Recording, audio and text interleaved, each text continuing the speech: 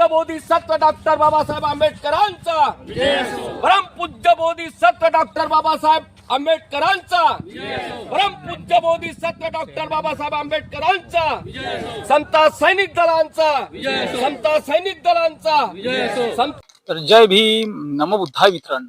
आज नागपूरच्या कामठी येथील नागलोक या ठिकाणी एक धम्म रॅलीचं आयोजन करण्यात आलेलं आहे. मित्रांनो, तुम्ही बघू शकता माझ्या मागे की कशा पद्धतीने तथागत भगवान गौतम बुद्ध यांच्या मूर्तीच्या खाली बौद्ध भिक्षू आणि आंबेडकरी अनुयायी मोठ्या प्रमाणात जमलेले आहेत. मित्रांनो, आताच बुद्ध वंदना देखील झालेली आहे आणि ही रॅली नागलोक ते भीलगाव अशी सांगितल्या जाते. तर तुम्ही कुठेही नका जाऊ, माझ्या सोबत राहा. या रॅलीचा पूर्ण माहिती मी तुम्हाला देण्याचा प्रयत्न करतो. मित्रांनो,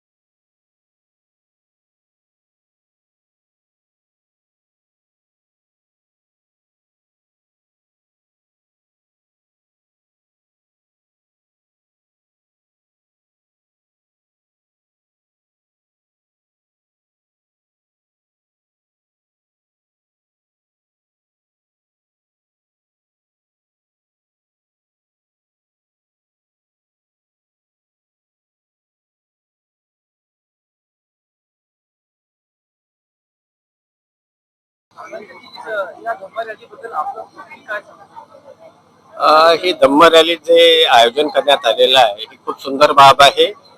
कारण की भविष्यामध्ये जर धम्माला जोडायचं आहे किंवा धम्माच्या लोकांना एकजूट ठेवायचं आहे तर लोकांना काहीतरी मार्ग पाहिजे. आणि आज या माध्यमातून लोक जुळतात, लोकांना छान वाटतं की चला बाबा आपले लोक एकमेकांशी जुळत आहेत, एकमेकांना समजण्याचा प्रयत्न आपण करत आहोत. बघा, माध्यम एकच असते की आज अशी स्थिती झालेली आहे की आपल्या समाजातील सर्व लोक वेगवेगळ्या मार्गाने चालत आहेत. काही लोक इकडे तर काही तिकडे. तर त्याला जर एका दोरीमध्ये जर जोडायचं आहे तर हे एक माध्यम असतात की ज्या माध्यमातून आपण धम्म रॅलीमधून त्या मार्गाने काय होतं की लोक एकमेकांना समजण्यासाठी, एकमेकांना जुळण्यासाठी थोडं का असो ना पण प्रयास या माध्यमातून होत आहे आणि ही चांगली बाब आहे. भविष्यामध्ये लोक फार वेगवेगळ्या माध्यमातून आज आपल्या समाजामध्ये एका स्टेजवरती याला सुद्धा आज सध्या समाजामधले काही लोक घाबरतात. एकमेकांच्या माध्यमातून काहीच त्यांना जमत नाहीये आणि त्यामुळे काय होत आहे की हा एक मार्ग आहे की आपल्याला चांगल्या माध्यमातून लोकांपर्यंत पोहोचणे, लोकांना एकजूट करणे हे एक चांगली बाब आहे की धम्म रॅलीच्या माध्यमातून लोक जुळत तर आहेत. आणि आपल्या आयुष्यामध्ये आपण जे लोकांना आपला जी अपेक्षा आहे की लोक एका माध्यमातून जुळले पाहिजे, तर ते जुळण्यासाठी ही धम्म रॅलीचं आयोजन या माध्यमातून होत आहे आणि हे भविष्यासाठी खूप सुंदर बाब आहे. या धम्म रॅलीचं मला आयोजनाचं मला निमंत्रण मिळालं आणि मी निघून आलो. माझं नाव भंते कुशल धम्मा संतराव आहे आणि अशा धम्म रॅल्या निघाल्या पाहिजे. आपण दरवर्षी एक मोठी धम्म रॅली काढत होतो ती आता बंद झालेली आहे. तर धम्म रॅलीच्या माध्यमातून लोकांमध्ये धम्माबद्दल जागृती निर्माण होते आणि आपण मुख्य उद्देश म्हणजे आपण एक संघ होण्याचा हा एक संधी आहे. त्यामुळे आपण एक संघ होतो आणि हे धम्म रॅली म्हणा, सभा आयोजन म्हणा किंवा परित्राण पाठ म्हणा, जे आम्ही कार्यक्रम करतो आणि खेड्याखेड्यामधून याचा प्रचार व्हायला पाहिजे, त्याकरता या धम्म रॅलीचं खूप महत्व आहे. आणि जोपर्यंत आपली संस्कृती रुजत नाही तोपर्यंत धम्म स्थिर होत नाही. म्हणून हे संस्कृती रुजवण्याच्या माध्यमातून खूप चांगला उपक्रम आहे आणि म्हणून मी या धम्म रॅलीमध्ये सहभागी झालो की भिलगावातल्या लोकांशी आपली हे ओळख मी पण बरेचदा आलो पण अशा तऱ्हेच्या लोकांत मिसळायला मिळालं नाही.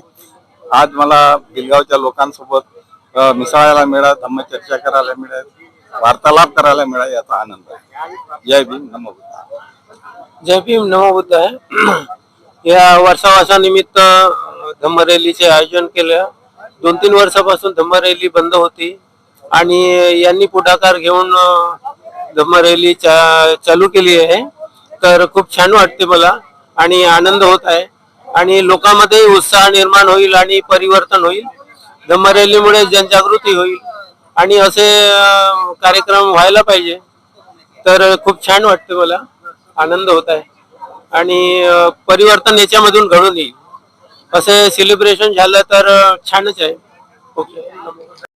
नागलोक मधून भिलगाव मध्ये ही धम्म रॅली, याचा उद्देश काय आहे आणि म्हणजे हे नेमकं कशासाठी आहे? आपला परिचय देऊन माहिती सांगा. सर्वप्रथम सगळ्यांना नमो बुद्धाय, जय भीम. मी स्वाती गजबी आहे. ही धम्म रॅली आज आयोजित केलेली आहे. भिलगाव मध्ये एक संघटन तयार होत आहे. ते संघटन म्हणजे प्रबुद्ध हो मानवा.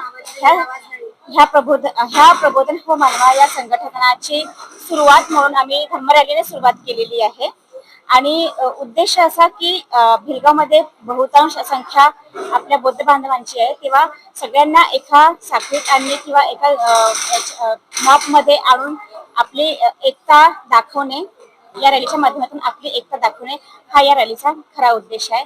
तसेच भगवान बुद्धांनी सांगितलेला समता, समानता, बंधुता आणि प्रज्ञेचा जो मार्ग आहे तो सगळ्यांनी एकत्र येऊन आपण सगळ्यांना त्या बुद्ध धर्माची शिकवण या रॅलीच्या माध्यमातून देण्याचा प्रयत्न केलेला आहे. मॅडम, एकीकडे महाबोधी महाविहार मुक्तीसाठी आंदोलन सुरू आहे.